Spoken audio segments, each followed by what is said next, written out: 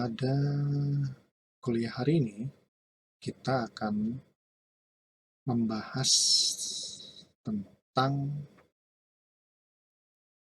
teritori, ya, atau wilayah negara. Ya. Nah, sebagaimana saudara ketahui bahwa unsur wilayah itu merupakan salah satu syarat untuk berdirinya sebuah negara. Dengan kata lain, suatu negara itu dianggap tidak ada, ya, tidak eksis tanpa adanya wilayah, ya, wilayah. Oleh sebab itulah wilayah ini merupakan unsur yang bersifat konstitutif, ya, harus ada. Nah, mengenai berapa luas wilayah negara, hukum internasional tidak mengatur secara tegas, ya, oleh sebab itu ada negara yang wilayahnya sangat besar, seperti Rusia, Cina, India. Ada juga negara yang wilayahnya itu mini, ya, kecil, seperti Singapura, Brunei, ya, Tata Suci Vatikan, ya, Tata Suci juga dianggap sebagai negara. Tapi yang jelas bahwa suatu negara itu harus memiliki wilayah yang jelas batas-batasnya, ya, jelas batas-batasnya, sehingga jelas pula sampai batas mana kedaulatan negara tersebut. Ya. Suatu negara yang tidak jelas wilayahnya, suatu negara yang tidak jelas batas-batas wilayahnya, maka itu tentu akan menimbulkan kesulitan, ya, di dalam penentuan, ya, kedaulatan negara tersebut berdasarkan hukum internasional, ya. Sehingga hukum internasional pun sulit itu memberikan pengakuan yang memadai terhadap negara-negara yang tidak jelas batas wilayahnya. Membahas mengenai wilayah negara, maka yang menjadi pertanyaan mendasarnya adalah apa itu yang dimaksud dengan wilayah negara. Ya. Nah, wilayah negara itu memiliki batas-batasnya. Sehingga kemudian timbul lagi pertanyaan, apa yang dimaksud dengan batas wilayah negara? Nah, wilayah negara itu ada bermacam-macam, ya. Ada wilayah darat, ada wilayah perairan, ya, atau laut, dan ada wilayah udara. Ya. Nah, ada juga negara-negara yang isinya hanya daratan saja dan tidak memiliki lautan, ya, atau perairan. Ada negara yang dikelilingi oleh perairan, itu seperti negara kita Indonesia yang disebut dengan negara kepulauan. Baik, ya, kita mulai pembahasan kita dengan mengutip apa itu pengertian wilayah negara. Wilayah negara.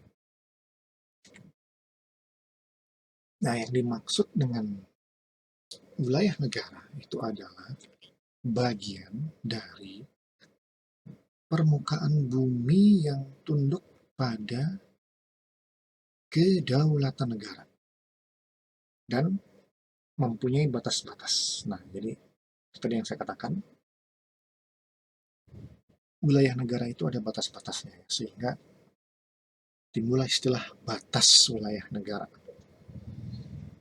Nah, itu, ya, jadi bagian dari permukaan bumi yang tunduk pada kedaulatan negara, ya. Dan pada gilirannya kemudian pengertian ini juga meluas sampai kepada wilayah di atas permukaan, ya, yaitu wilayah udara. Nah, ini kemudian ada wilayah negara, ada batas wilayah negara. Nah, yang dimaksud dengan batas wilayah negara itu adalah garis-garis imajiner di permukaan bumi yang memisahkan wilayah negara yang satu dengan wilayah negara yang lain. Jadi, kalau kita melihat sebuah peta, nah itu ada garis-garis imajiner, ya, yang ada yang putus-putus, yang ada warna merah, ada yang nyambung, dan seterusnya. Itu di permukaan bumi, ya, yang memisahkan wilayah negara yang satu dengan wilayah negara yang lain. Baik, kita lihat sekarang garis-garis imajiner yang dimaksud di dalam sebuah peta, ya.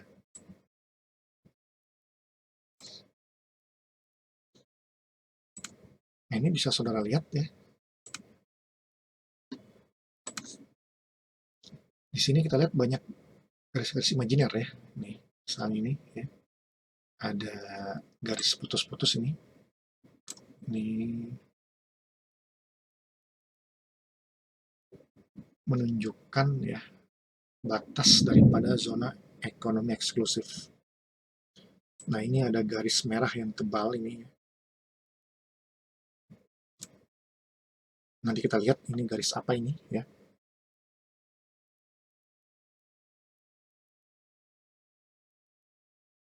Ada juga ini garis merah yang tebal ini, ya. Nanti kita lihat ini apa yang maksudnya, ya. Nah, itu yang dinamakan dengan garis-garis imajiner, ya.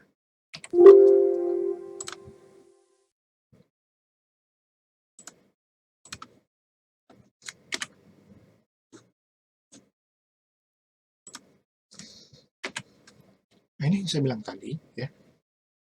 Wilayah negara itu dapat berupa daratan, ya, lautan, ya, atau perairan, dan udara, ya. Jadi ada tiga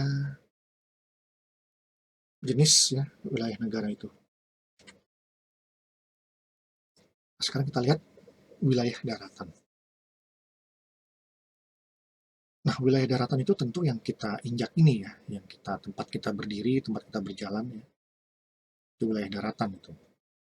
Dan wilayah daratan ini tentunya memiliki batas-batas, ya, ada batas-batasnya. Berupa apa? Yang pertama, wilayah daratan itu dibatasi oleh yang namanya natural barriers, ya, atau frontiers, seperti gunung, ya, atau pegunungan, ya. Gunung itu bisa menjadikan perbatasan wilayah negara, ya. Di wilayah di gunung sebelah sini tuh wilayah negara mana, yang di gunung sebelah sana tuh wilayah negara mana, itu bisa saja dijadikan perbatasan sepanjang diatur dalam perjanjian batas wilayah secara bilateral, ya, antara dua negara. Kemudian wilayah daratan juga bisa dibatasi oleh hutan, ya, atau danau, sungai, dan sebagainya. Nah, hal-hal yang dijadikan pembatas ini tentu harus diatur dalam perjanjian batas wilayah, ya, antar negara. Kemudian yang kedua adalah batas wilayah yang buatan, artificial. Seperti misalnya ada pos pengintai, ya, tembok, dan sebagainya. Nah, itu batas-batas darat yang buatan, ya, buatan artificial.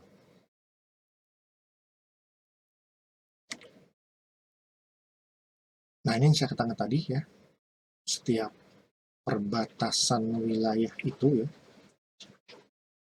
ditentukan melalui perjanjian, namanya perjanjian perbatasan, ya, perjanjian perbatasan. Nah, di dalam perjanjian perbatasan ini juga biasanya diatur ketentuan mengenai demilitarisasi, ya. Dan ada juga ketentuan zona netral. Nah, apa itu demilitarisasi dan zona netral? Nanti kita lihat, ya.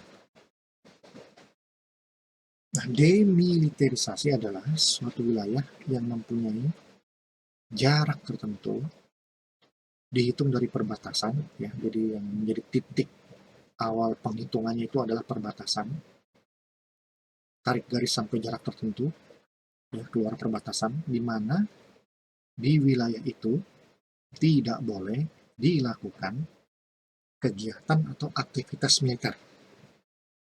Nah, zona demilitarisasi ini berlaku pada situasi damai. Kemudian ada lagi zona netral, yaitu wilayah yang tidak boleh dijadikan ajang berperang. Nah, ini berlaku pada saat situasi perang. Jadi, kalau ada negara-negara yang berperang, nah itu ada zona-zona tertentu yang tidak boleh dipakai untuk tempat berperang. Nah, ini dinamakan dengan zona netral.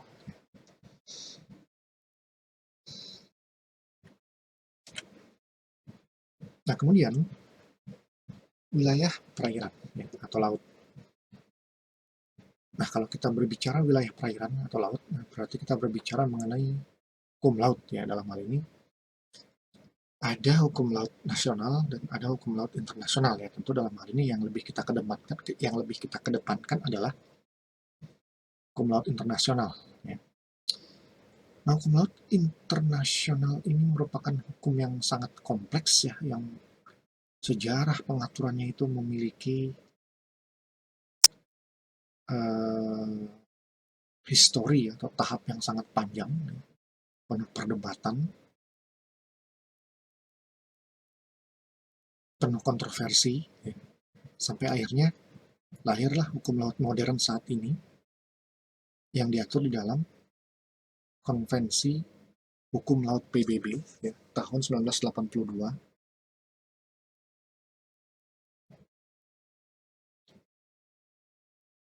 yang kemudian konvensi ini menjadi hukum internasional universal, ya, universal. Itu ya, konvensi PBB tahun 1982 tentang hukum laut. Itu dalam bahasa Inggris biasa disingkat UNCLOS, ya. UNCLOS 1982. UNCLOS itu merupakan singkatan dari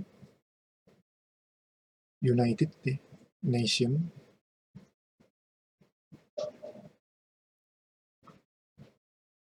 Law of the Sea, ya. Law of the Sea. United Nations Convention, ya. United Nations Convention Law of the Sea. Jadi konvensi hukum laut PBB tentang hukum laut. Konvensi PBB tentang hukum laut, ya, tahun 1982. Nah, kalau kita berbicara mengenai hukum laut internasional, sebagaimana yang diatur di dalam konvensi hukum laut PBB tersebut, maka terdapat 6, ya, 6 pengaturan atau rezim, ya, rezim hukum laut. Yang pertama adalah disebut dengan perairan pedalaman, ya. Perairan pedalaman, atau dalam bahasa lain, perairan pedalaman ini disebut dengan perairan kepulauan. Perairan kepulauan. Nah, namanya saja sudah perairan kepulauan, ini berarti hanya dimiliki oleh negara-negara yang berbentuk kepulauan, atau archipelago states, ya, seperti Indonesia, Filipina, Inggris. Itu memiliki namanya perairan pedalaman. Yang kedua, itu disebut dengan rezim laut teritorial. Nanti kita lihat ini apa ini, laut teritorial. Kemudian ada zona, yang ketiga adalah rezim zona ekonomi eksklusif. Yang keempat ada continental shelf, landas benua. Yang kelima adalah zona tambahan, contiguous zone. Terakhir yang keenam adalah laut lepas atau laut bebas, ya. Namanya juga sudah laut lepas, sudah laut bebas, ini berarti di sini tidak ada kedaulatan negara. Di sini adalah laut yang tidak dimiliki oleh negara manapun. Ya. Makanya disebut laut lepas atau laut bebas, dalam bahasa Inggris disebut open sea.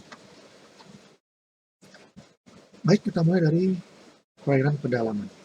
Apa yang dimaksud dengan perairan pedalaman? Ya, tadi saya katakan bahwa perairan pedalaman ini hanya diakui di negara-negara kepulauan seperti Indonesia, Inggris, Filipina itu adalah negara kepulauan. Nah, di negara kita, Indonesia, konsep negara kepulauan ini mulai diterapkan, diklaim oleh negara kita melalui Deklarasi Juanda tahun 1957. Nah, jadi deklarasi inilah yang merupakan deklarasi revolusioner ya, karena mengklaim secara sepihak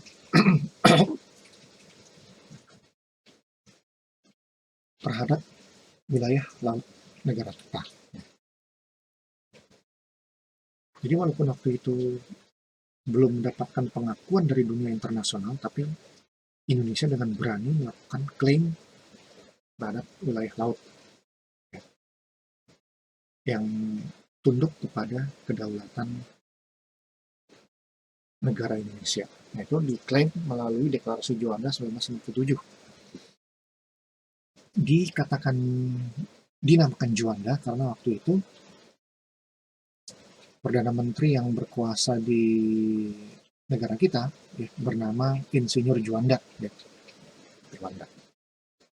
Karena deklarasi ini dibuat pada zaman kekuasaan beliau sebagai Perdana Menteri, maka disebut dengan Deklarasi Juanda.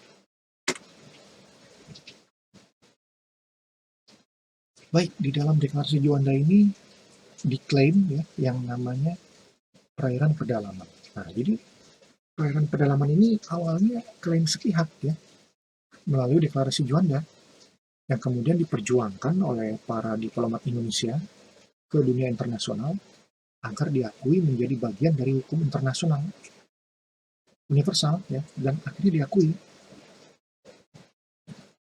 Perairan pedalaman ini diakui di dalam Konvensi Hukum Laut PBB tahun 1982 ya. Jadi dari awalnya ini hanya merupakan klaim sepihak negara kita dan kemudian kita perjuangkan ke dunia internasional dan pada akhirnya diakui menjadi bagian dari hukum internasional yang universal.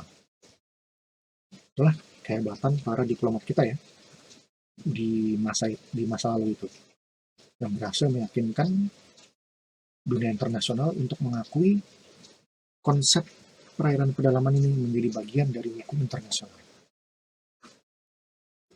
Baik, yang dimaksud dengan perairan pedalaman itu adalah perairan di sekitar, di antara, dan menghubungkan pulau-pulau di mana perairan ini merupakan bagian dari perairan nasional Indonesia dan tunduk pada kedaulatan Indonesia. Nah, oke ya, jadi kita bedah ya di sini. Perairan pedalaman itu adalah perairan di sekitar, di antara, dan menghubungkan pulau-pulau. Ini dianggap menjadi bagian dari perairan nasional tunduk pada kedaulatan Indonesia. Nah, ini pertanyaan. Seperti apa sih perairan yang di sekitar ini, di sekitar, di antara, dan yang menghubungkan pulau-pulau? Kalau kita lihat peta itu, kalau kita menengok peta itu, perairan ini ada di mana? Nah, ya, sekarang kita lihat.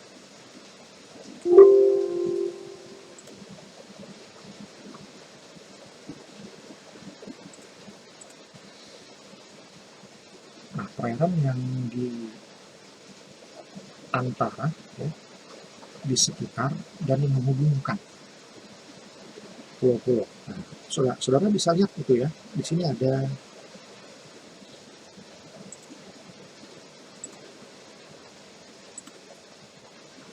Di sini ada garis merah tebal ya, tebal.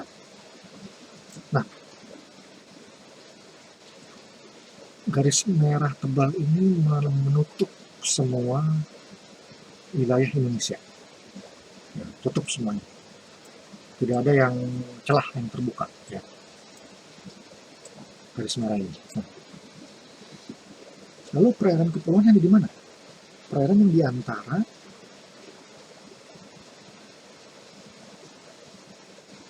di sekitar dan menghubungkan pulau-pulau. Nah, jadi perairan pedalaman itu adalah perairan yang ditutup oleh garis merah itu. Ya. Nah, dengan kata lain, kalau kita bisa arsir, yang dimaksud dengan perairan pedalaman ini adalah ini, ya, yang saya garis merah ini. Ini semua adalah perairan pedalaman atau perairan kepulauan. Jadi perairan yang ada di sekitar, di antara dan menghubungkan pulau-pulau. Kita lihat ini perairan ini ditutup ya, ditutup, dilindungi, di cover oleh batas yang warna merah tebal ini. Ya. Nah, jadi perairan pedalaman itu ada yang berada di dalam garis merah itu, ya. Yang di cover oleh, oh maaf ini enggak, yang salah ini. Yang di cover oleh garis merah itu. Jadi dia adanya di dalam. Dia menghubungkan antar pulau, ya, di antara pulau-pulau dan di sekitar pulau-pulau. Nah, itu ya, namanya perairan pedalaman. Oke, itu perairan pedalaman ya. Jadi dia adanya di dalam wilayah pulau-pulau ini ya, yang ditutup oleh garis merah yang tebal ini yang tadi sudah saya tandai ya.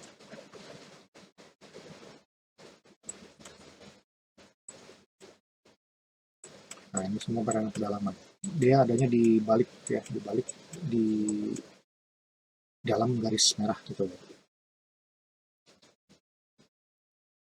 Di cover oleh garis merah itu.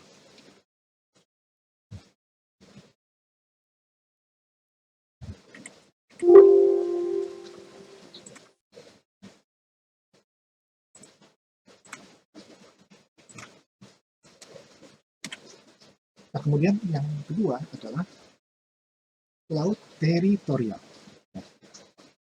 Jadi saya tegaskan dulu, baik laut perairan pedalaman, untuk laut pedalaman, dan laut teritorial ini keduanya tunduk kepada kedaulatan negara. Jadi berada di bawah kuasa penuh Indonesia. Laut teritorial itu adalah laut, ya, jalur laut yang paling dekat dengan pantai. Bahkan laut teritorial ini dianggap sebagai lanjutan dari daratan, ya, karena sangat dekatnya dengan pantai. Nah, di dalam laut teritorial, negara memiliki kedaulatan penuh. Lebar laut teritorial adalah 12 mil, ya, 12 mil ditarik dari titik terluar pulau terluar menuju laut. Ini 12 mil ini merupakan ketentuan baru yang terdapat di dalam hukum laut PBB ya. Ini diakui 12 mil. Nah, kalau di hukum laut yang lama, zaman sebelum Konvensi Hukum Laut PBB 1982, ini hanya 3 mil, ya, 3 mil diakui. Kemudian Indonesia ikut memperjuangkan agar mendapat pengakuan jarak 12 mil ini yang akhirnya diakui dalam Konvensi Hukum Laut PBB. Nah, itu ya, laut teritorial, jalur laut yang paling dekat dengan pantai, bahkan dianggap sebagai lanjutan dari daratan, di mana terhadap laut tersebut negara memiliki kedaulatan penuh. Baik, kalau kita lihat peta itu di mana itu, di mana tuh letaknya?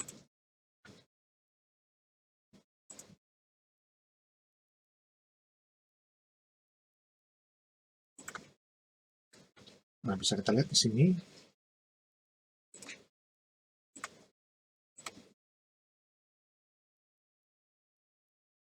laut teritorial itu adalah sepanjang garis merah tebal ini ya.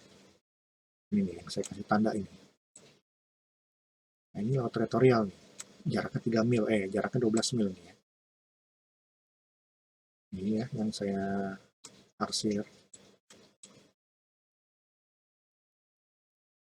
Ya, itu adalah laut teritorial ya. Jadi laut teritorial itu jaraknya setebal garis merah tebal ini ya. Nah, ini jadi lebar garis merah yang tebal ini itu merupakan laut teritorial yang jaraknya 12 mil.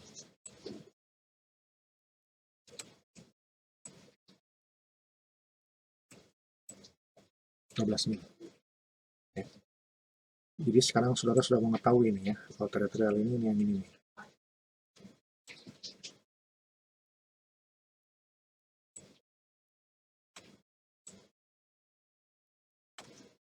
Itulah disebut dengan laut teritorial.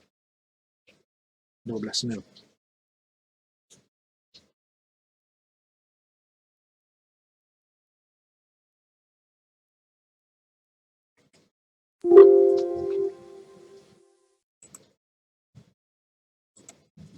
Nah, kalau kita lihat lebih jauh lagi dan berbentuk gambar seperti ini, ya, bisa kita lihat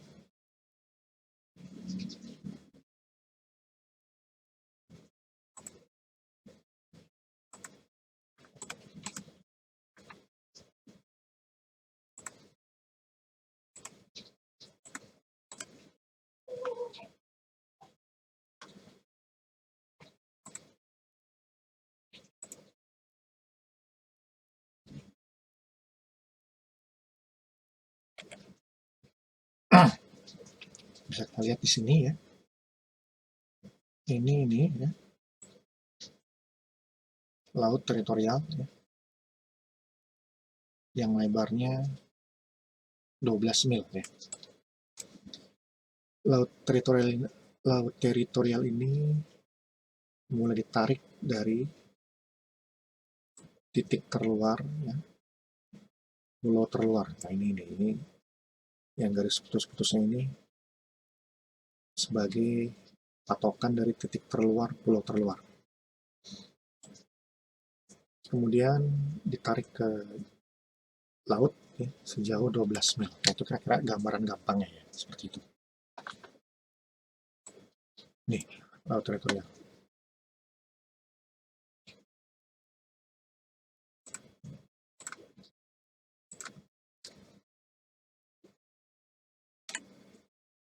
Berikutnya adalah zona ekonomi eksklusif, yaitu jalur laut yang terletak di luar dan berdampingan. Nah, jadi dia tumpang tindih ya, berdampingan tumpang tindih dengan laut teritorial ya. Tapi yang tumpang tindihnya ini, yang berdampingan ini hanya sejauh 12 mil saja. Karena lebar ZEE itu sangat lebar ya, panjang itu, sejauh 200 mil laut. Sejauh 200 mil laut ya, yang diukur dari garis pangkal tempat lebar laut teritorial dihitung. Nah itu ya, jadi itu ZTE itu dia lebarnya sejauh 200 mil, jauh juga ini ya, dan titik penarikannya dimulai sama dengan titik penarikan laut teritorial ya, dari titik terluar pulau terluar. Nah jadi kalau kita lihat ya,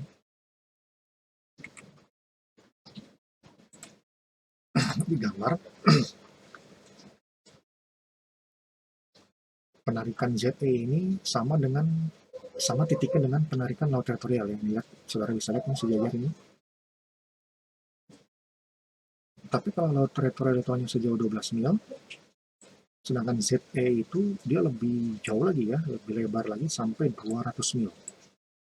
Ya. Nah, jadi kita lihat di sini sejauh 12 mil ada tumpang tindih ya antara laut teritorial dengan ZE, berdampingan ya, sejauh 12 mil. Lewat 12 mil maka ZE itu dia tidak berdampingan lagi dengan laut teritorial, dia terus ditarik menuju laut sampai 200 mil maksimal.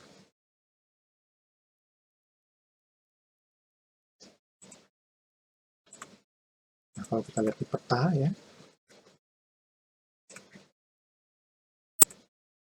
yang mana itu? ZE. Nah, ZE ini inilah. Ini ZE ini adalah, ini dia, garis yang putus-putus. Nah, ini yang dimaksud dengan ZE. Ya. Jadi sekarang saudara sudah tahu ZE itu yang mana. Nah, bagaimana kalau penarikan ZE ini tidak mencapai 200 mil karena bertabrakan dengan wilayah negara lain? Nah, gimana itu? Seperti ini kita lihat kan ini jauh nih, ini 200 mil nih jaraknya nih ya. 200 mil, 200 mil, 200 mil, 200 mil. Tapi ada yang di sini yang ini tidak mungkin mencapai 200 mil ini. Nah, ini kurang dari 200 mil. Karena ini berbatasan dengan Filipina. Filipina. Nah, bagaimana kalau yang seperti ini? ZE kita tidak mencapai 200 mil, karena kalau ditarik 200 mil, itu tubrukan dengan negara lain. Ya. Dengan wilayah negara lain. Dalam hal ini Filipina. Ya, berarti di perbatasan dengan Filipina ini, ZE kita tidak akan mencapai 200 mil. Yang berarti kita harus, berarti Indonesia itu membuat perjanjian dengan Filipina ya, lebih lanjut untuk mengatur tentang berapa ya, lebar ZTE yang disepakati. Jadi dibagi dua wilayah ZTE ini.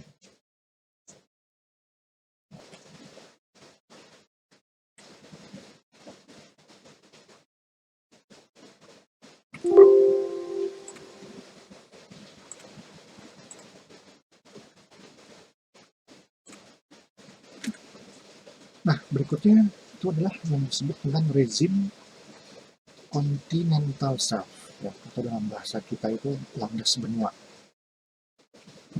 yaitu daerah dasar laut ya, atau lapisan tanah di bawah laut yang berbatasan dengan pantai, tetapi berada di luar daerah laut teritorial sampai kedalaman 200 meter atau daerah yang lebih dalam lagi, di wilayah mana dimungkinkan untuk melakukan eksploitasi sumber-sumber alam di daerah tersebut.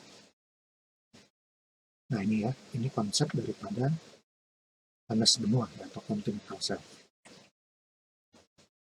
Kalau di gambar ini kita lihat ya, continental shelf itu ya, atau landas kontinen itu ada di sini ya. Ini, saudara bisa lihat nih ya, yang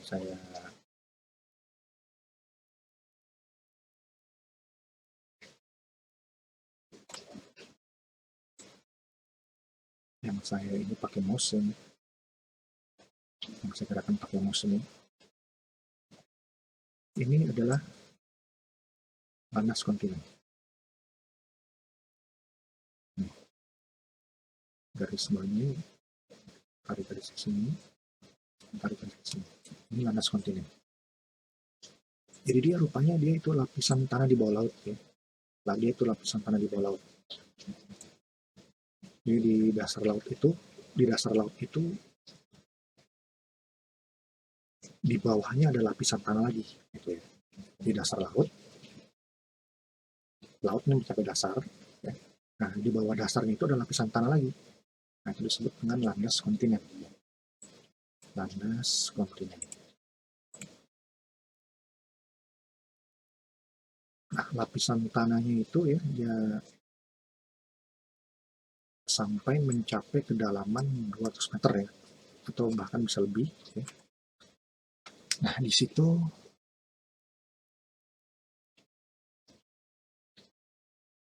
biasanya dilakukan eksploitasi ya terhadap sumber-sumber alam, seperti misalnya uh, minyak ya, minyak bumi bisa disedot dari landas kontinen.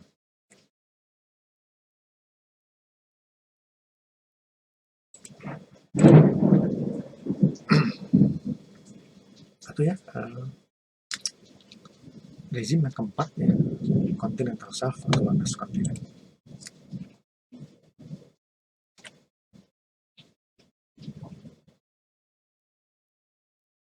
Nah, tadi saya katakan di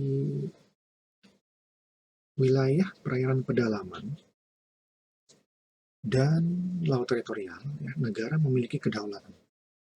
Artinya negara berkuasa penuh untuk menguasai, untuk memiliki wilayah tersebut. Berbeda halnya dengan di ZEE. Ya, kalau di ZEE, negara itu tidak memiliki kedaulatan, alias negara itu tidak berkuasa penuh.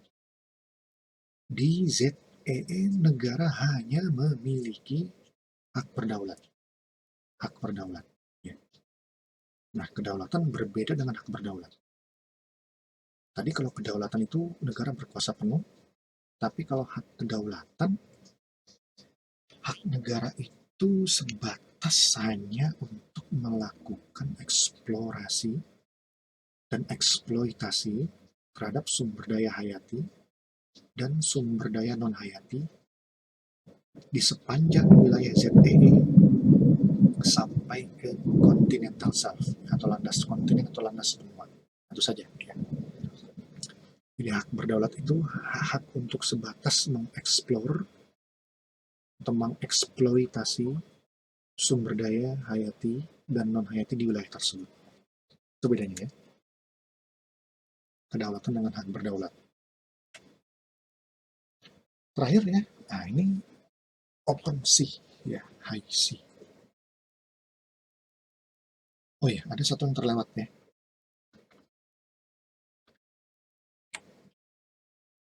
Sebelum kita ke open sea itu ada namanya contiguous zone ya. Zona tambahan ya, contiguous zone, zona tambahan. Nah, zona tambahan ini terletak di sekitar ZEE ya, di ZEE. Ini di sini nih, daerah sini ya, di daerah sini.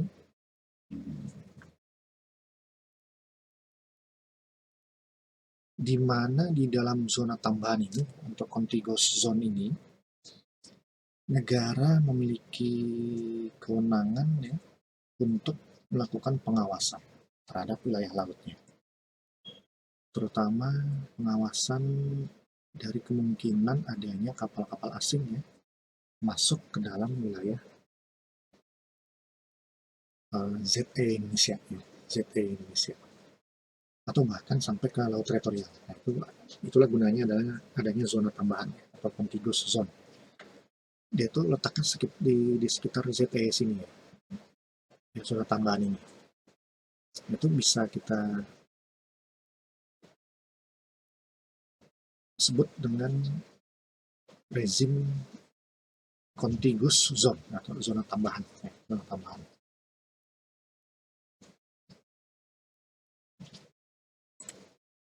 Nah, berikutnya adalah yang disebut dengan zona laut bebas. Ya. Zona laut bebas atau open sea, ya, high sea. Yang saya katakan tadi ya, laut bebas ini merupakan laut yang tidak dimiliki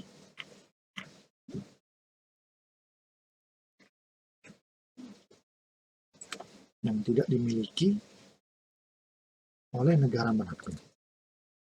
Ya, namanya juga laut bebas ya, tidak dimiliki oleh negara manapun. dalam laut bebas ini ada beberapa ketentuan hukum internasional yang berlaku. Yang pertama, di dalam hukum internasional ya, di laut bebas berlaku kemerdekaan melakukan pelayaran bagi semua negara. Freedom of the high sea. Nah, jadi bebas untuk melakukan pelayaran bagi semua negara. Kemudian juga di laut bebas itu berlaku ketentuan HI bahwa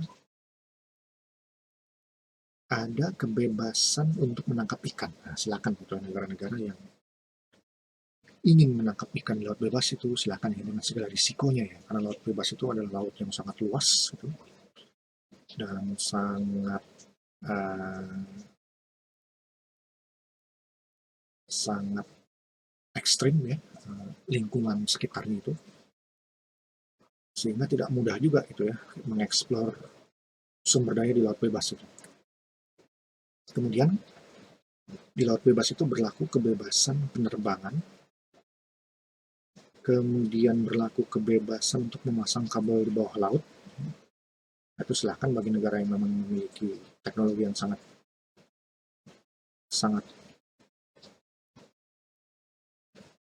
mutakhir gitu, mampu masang kabel di bawah laut bebas, ya itu silakan. Bahkan laut bebas ini boleh dijadikan ajang berperang. Gitu ya.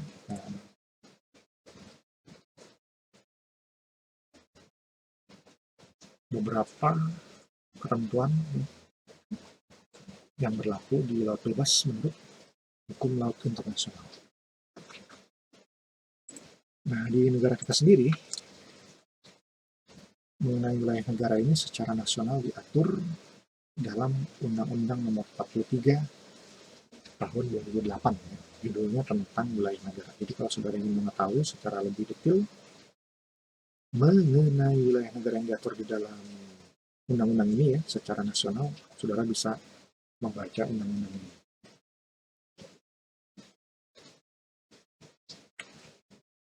Oke, itu dulu bisa saya sampaikan ya pada pertemuan kali ini. Terima kasih sudah menonton video perkuliahan ini. Oke. Nanti dalam kuliah berikutnya kita lanjut lagi ke materi yang lain lagi. Lebih kurangnya mohon maaf. Wassalamualaikum warahmatullahi wabarakatuh. Salam sejahtera untuk kita semua.